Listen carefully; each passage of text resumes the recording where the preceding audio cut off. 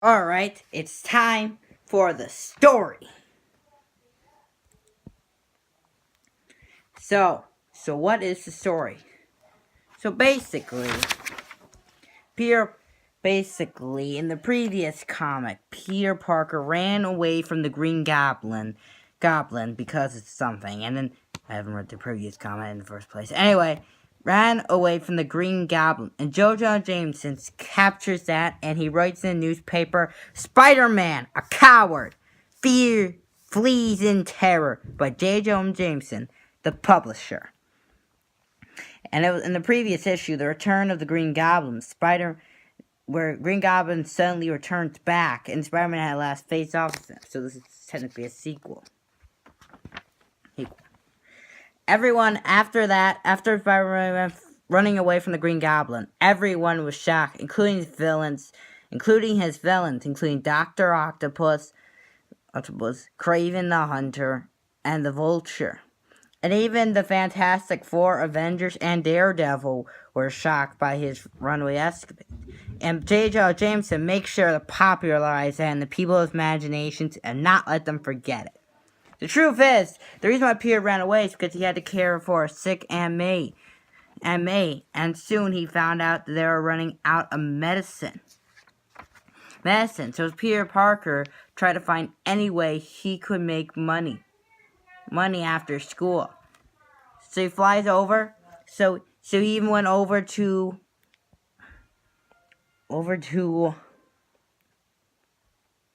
a trading card store and try to make Spider-Man trading cards, but he literally blows smoke in his face, and then he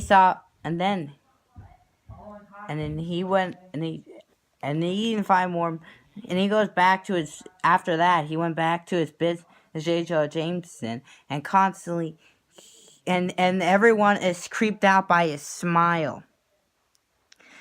Because of how much pride he finds in his own way exposing Spider-Man.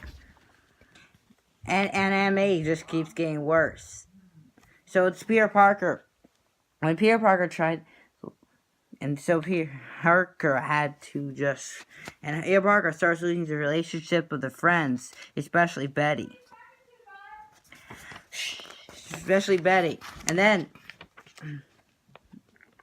And then he decided to go over to a bunch of scientists to show off his webbing, because he thinks which could really make a business out of it. Sadly, his webbing could not sustain for like a long enough period of time or be permeable.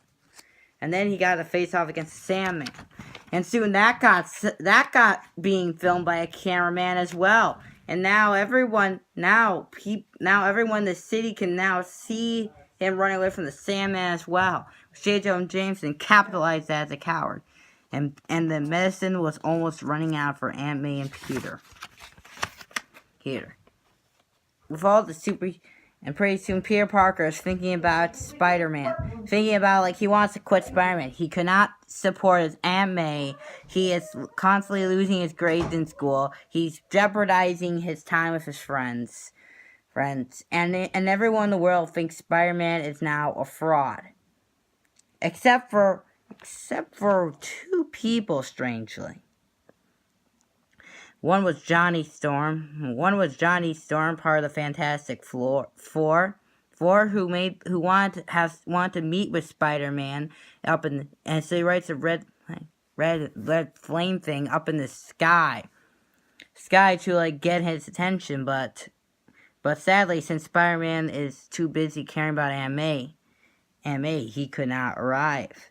And then the other kid, Flash Thompson, who was Spider-Man's biggest friend, did not like that at all. So he decided to dress up as Spider-Man, and in order to clear up his name, decided to go up against a bunch of street crooks. Don't do this at home, kids, or anywhere else. So he fights a bunch of street crooks and gets beaten up until the police arrive and take him away.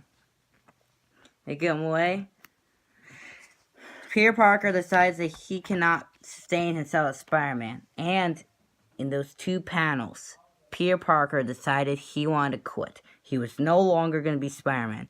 But then, right when it came down, he saw Aunt May walking and was in complete shock.